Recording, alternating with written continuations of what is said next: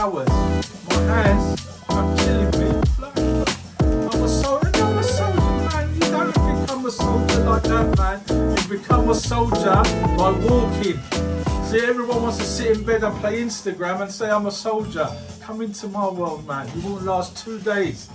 80 square meters. I told my friend who's a builder, he says, no way, Bill. I said, mate, if you go to the back of my site, you see the empty bags like this, 3 of them. The origin of graffiti is, it started with a dream, and I was asked this not so long ago in a podcast. They'd done a podcast, Killer Keller, and he said, how thing are you? And I went to him, can you see between there? I said, that's me. It can be this big. That's what I'm waiting for. Don't ask me how, don't ask me whatever, because I got here without even knowing. I think that there was a reason for me to come here. Do you understand? And I think something will happen to me that will repel me to something bigger than just a little shop, you know? I get 1 million insights a month. Insights on Instagram, people looking. I don't get likes, they're always looking, which means, I mean, I'm third in Google. If you Google graffiti paint, I'll come up free. I don't pay Google a penny. That's all through traffic. And that's something that one computer guy said to me, but listen, don't pay them nothing, it's a waste of money. Just do your social media, bang it out, get people to look, and that will generate your thing, and it does. Simple. I don't even have to think about that. There are people that create with it. There are people that are the originators of it, which are the vandals, so-called vandals. But even they, the minute they start to use colour, it comes away from vandal. I mean, that there is vandalism. I can't call none of this vandalism. I can't call that vandalism. That's no way that's vandalism. I mean, even these tube maps that supposedly so-called vandals do, you know? They are like a secret cult of people. If you don't know them, you will never see them. It takes time for you to start seeing them. There's a certain look about them, you know? And I believe, I'm fortunate when you ask that question, that I'm getting to mix with some of the Van Goghs, the darlings of this generation. Because if you look back at history, these guys that used to hang around in Paris, in coffee bars, trying to make a buck out of artistic work or whatever, it's a similar sort of thing going on now. Art is a very strange thing. You either get it or you don't. Intellectual people get it. People that are just trying to get by, they've got no time for it. Their mind ain't ready for it. But people that are more comfortable in themselves, when they look, they can appreciate it. I mean, this guy, from the first time I laid eyes on it, I loved it. He painted it, I asked for his permission, and he allowed me to take that.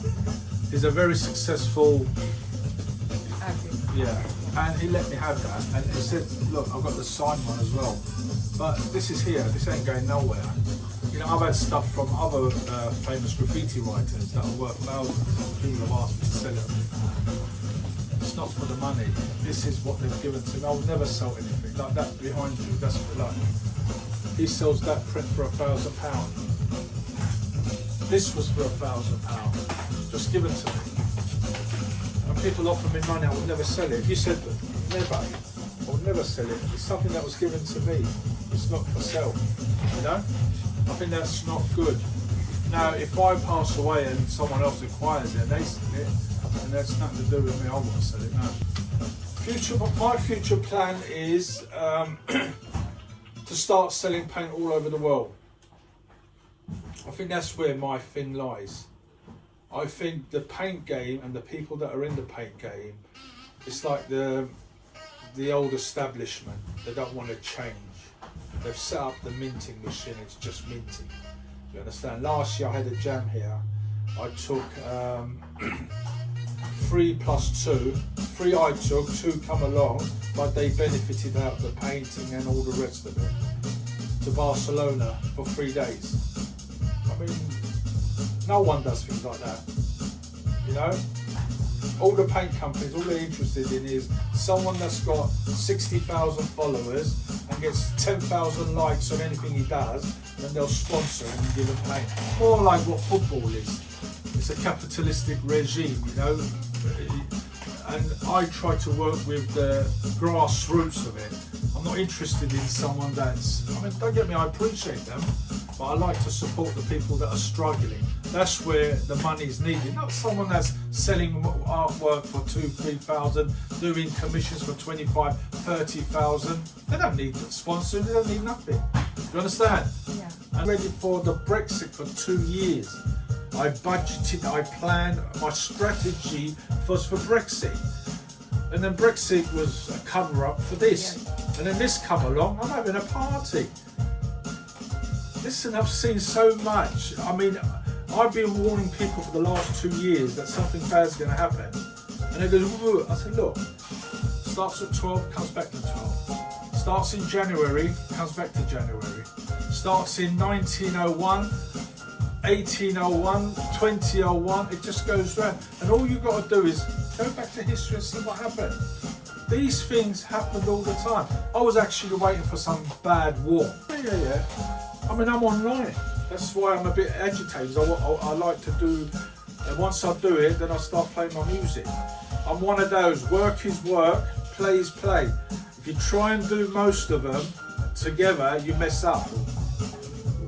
My dad always used to say, the difference between a horse and a donkey is they both think they can run, but really, you know, only the horse can run. You try and tell the donkey he can't run.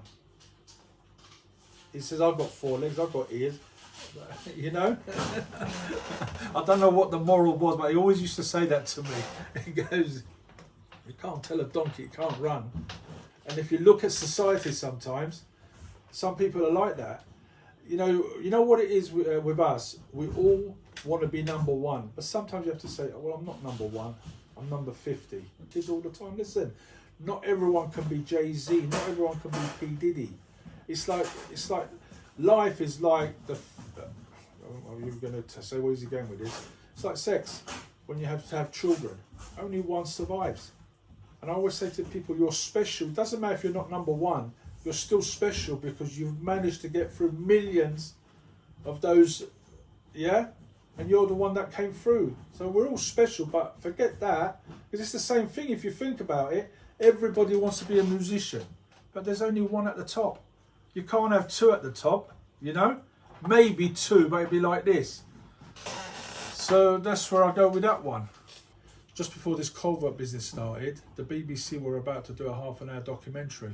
Because one of the guys come in there and bought paint. And he said, how did you start this? And I told him the dream.